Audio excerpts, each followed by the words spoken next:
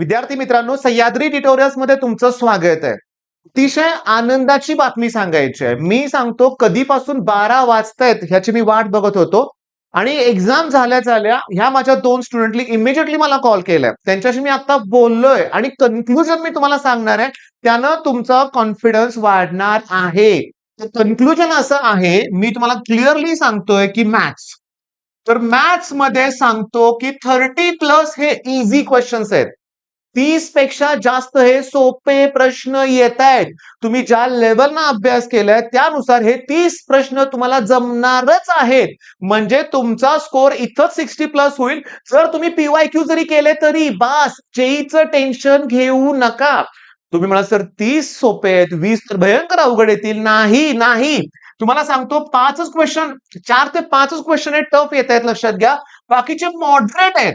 म्हणजे तुम्ही आता जेईचं टेन्शन घ्यायचं नाहीये. पण एक गोष्ट लक्षात ठेवा, 30-50 पैकी जेव्हा 20 प्रश्न मॉडरेट आणि डिफिकल्ट असेल, तर याचा अर्थ अल्टरनेट क्वेश्चन तुम्हाला अवघड दिसेल. घाबरायचं नाही. म्हणजे तुम्ही पहिला प्रश्न बघताय, कदाचित तो टफ दिसेल. घाबरू नका. दुसरा तिसरा प्रश्न हा सोपा असणार आहे.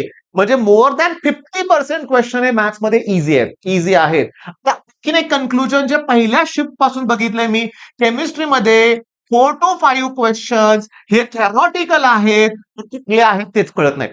होय, नवीन वाटतायत नवीन. नवीन नाही आहेत. कुठेतरी आपला अभ्यास कमी पडलाय. टेक्स्टबुक मधलेच क्वेश्चन्स आहेत. पण कधी असं अपेक्षितच केलं नव्हतं की येईल परीक्षेत. मग या 4 ते 5 प्रश्नाचं टेन्शन घेऊ नका. सगळी मुलं केमिस्ट्रीमध्ये चांगला अभ्यास करणारी मुलं सगळी 35+ मध्ये आहेत. अरे इथंच ऍडिशन झाली 95. मग जर इथंच 95 ऍडिशन होत असेल मॅथ्स मध्ये आणि केमिस्ट्रीमध्ये, तुमचा 95+ स्कोर होत असेल, तर पर्सेंटाईल हे क्लोज टू 95च आहेत. लिहून ठेवा आता माझं वाक्य आणि पुन्हा मला विचारा. नाही पडले तर रिझन काय? कारण बरीचशी मुलं पहिल्या अटेम्प्टला सिरियसली घेत नाहीयेत. पण थांबा, थोडंसं शॉकिंग आहे. फिजिक्स मध्ये मात्र मुलांचा स्कोर 15 to 20 कडे जातोय. हे मला माहिती आहे. रिझन काय? की फिजिक्स घाबरून बसलाय तुम्ही. नुसतं घाबरताय फिजिक्सचं. 30 ते 35 सोपे प्रश्न आहेत. पण आता मग असं का होतंय? याचं रिझन पण सांगतो.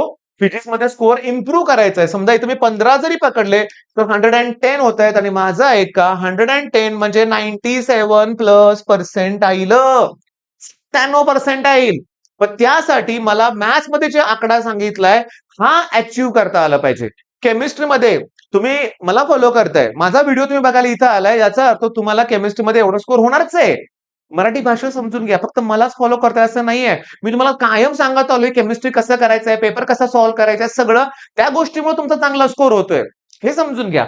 मग आता माझं ऐका. तुमचा स्कोर तुम्हाला अजून इम्प्रूव्ह करायचा आहे ना, तर तुम्ही या गोष्टीकडे लक्ष द्या. Time management the most important आहे.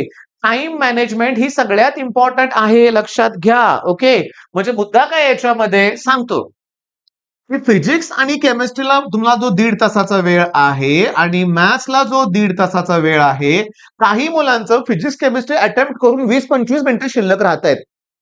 पण मॅथ्स सुरू होत नाहीये. मग त्या मुलांना मॅथ्स मध्ये कमी वेळ पडतोय. मग आता सीईटी सेलच्या कधी हे लक्षात यायचं की टोटल द्या ना 3 तास आम्हाला. पण नाही ना, या वर्षी तर शक्य नाहीये. नेक्स्ट इयर मात्र आपण प्रयत्न करूया म्हणूया आपण. म्हणजे तुमच्यासाठी नाही, नेक्स्ट बॅचसाठी. आपल्याला रिपीट काय करायचं नाहीये, लक्षात घ्या. मग माझी इच्छा काय की हा जो टाइम आहे ना, इथं वेळेत होत असेल पूर्ण ठीक आहे. नाही तर माझं म्हणणं आहे की तुम्हाला फक्त एवढाच वेळ घ्यायचा आहे, 1 तास आणि 25 मिनिटं. ऍट एनी कॉस्ट 5 मिनिटाचा ब्रेक हवाय मला मॅथ्स सुरू करायच्या अगोदर. त्यात तुम्ही स्वतःला शांत करून तयारी ठेवा, आता मॅथ्स ओपन होणार आहे. बरं, आणखीन एक महत्वाचं की तुम्ही ऍट एनी कॉस्ट बाळांनो स्किप करत नाही क्वेश्चन. अडकून राहताय. अरे केमिस्ट्रीमध्ये पहिल्या प्रश्नापासून सुरुवात करा. पहिला क्वेश्चन हा केमिकल कायनेटिक्सचं न्यूमेरिकल आहे. त्यात हाफ लाईफ वगैरे काहीतरी दिलंय. सॉल्व्ह होऊ शकतोय. नाही करायचा, स्किप करायचा. मनावर कंट्रोल ठेवा. न्यूमेरिकलच्या जाळ्यात सुरुवातीला अडकू नका. की केमिस्ट्रीला तुम्ही फक्त 5 मिनिटाचा वेळ द्या. 5च मिनिटाचा वेळ द्या. केमिस्ट्रीला पहिली 5 मिनिटाचा वेळ द्या आणि या 5 मिनिटात तुम्ही 1 to 50 क्वेश्चन पर्यंत पोहोचा. याच्यामध्ये लाईन टू लाईन म्हणजे वर्ड टू वर्ड नुसतं शब्द लिहायचं. कॅटलिस्ट कुठला वापरलाय तुम्हाला सांगतो, K2O हेबर्स प्रोसेस मध्ये ऍज अ प्रमोटर वापरतायत. सिंपल आहे. पॅलाडियम ऑन BSO4, रोसेनमंड रिएक्शन, पुन्हा क्लेमेन्सन, वुल्फ किशनर, स्टिफन रिएक्शन. लगेच ओळखतात तुम्हाला प्रश्न. ते सोडवा रे. आणि ते बाळांनो, 5 नाही, चला ठीक आहे, 10 मिनिटं वेळ घ्या. 10 मिनिटं वेळ घ्या.